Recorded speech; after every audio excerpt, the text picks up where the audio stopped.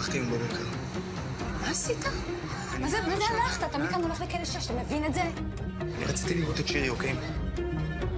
געגעתי אלייך. חייל חטוף ללא ספק תסריט אימים של צה"ל בוודאי ברצועת עזה. אתה יכול להגיד לי על במה מדובר? שלומי. שירי, אני קצת הסתבכתי. ב-5:41 התקבלה ההודעה הראשונה שהוא נהדר.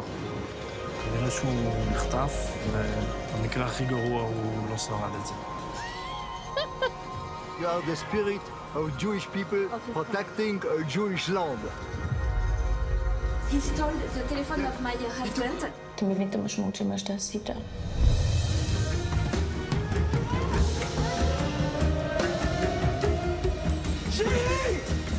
כמו דייג, כולם זורקים חכות, כולם.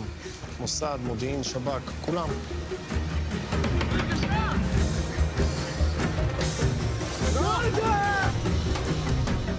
הבן שלי הוא ילד אחראי, הוא חזק, הוא נאמן, הוא יודע לתפקד במצבי לחץ. והוא לא מת.